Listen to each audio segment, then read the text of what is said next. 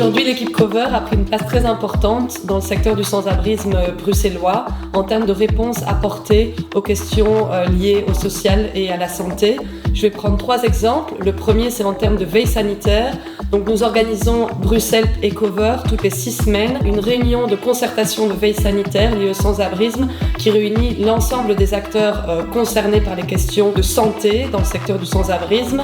Et donc, l'idée, c'est de partager un maximum d'informations, de bonnes pratiques. Le deuxième exemple, c'est le projet Sublink auquel participe activement l'équipe Cover, de pair avec le SAMU social, avec Transit et Diogène, et en partenariat avec la STIB et Bruxelles, qui concerne l'accompagnement des personnes en errance dans les stations de métro bruxellois. Le troisième exemple, c'est la question des squats et des occupations temporaires. Aujourd'hui, Bruxelles, en collaboration avec Cover, on essaie de voir comment mieux appréhender et anticiper cette question des squats pour éviter de se retrouver systématiquement devant le fait accompli. Donc on essaie vraiment de voir comment apporter des réponses qui soient plus adaptées et qui soient surtout anticipées. Donc pour demain, quel rôle jouer par Cover face aux enjeux posés par la thématique du sans-abrisme aujourd'hui en région bruxelloise? Je vais faire allusion ici au master plan de sortie du sans-abrisme. Donc le master plan est aujourd'hui un texte qui a été rédigé par l'ensemble du secteur sans-abrisme, mais aussi les secteurs connexes pour proposer des solutions structurelles à la sortie du sans-abrisme d'ici 2030. Dans un premier temps, ce master plan pose un diagnostic qui montre l'importance des questions sanitaires, à la fois comme cause du sans-abrisme, c'est-à-dire que des personnes tombent en rue parfois pour des causes de santé, mais aussi en termes de conséquences.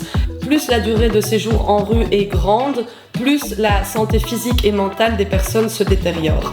Et donc c'est là vraiment que Cover peut jouer un rôle important demain face à ces différentes problématiques. Le master plan prévoit également le déploiement d'un plan de veille sanitaire au niveau régional, mais aussi une stratégie de réduction des risques en lien avec les drogues, avec l'alcool, avec le VIH. Et c'est un rôle que pourra prendre Cover, en tout cas pour demain, en région bruxelloise. Et j'aimerais clôturer avec les mots de Muriel Masset, qui est une autrice que j'aime beaucoup, et qui nous parle de cabanes qui aujourd'hui sont souvent fabriquées avec le pire de ce monde actuel, notamment des débris, des expulsions, des refus de séjour, etc. Et elle nous dit qu'aujourd'hui, il en faut des cabanes, qu'il faut pouvoir les construire, pas pour t'isoler du monde, mais pour mieux l'habiter, pour l'élargir. Et je pense que c'est ce que fait Cover aujourd'hui, innover, construire des cabanes en réponse au monde abîmé et prendre soin des personnes qui sont trop souvent délaissées, abandonnées par un système à la dérive.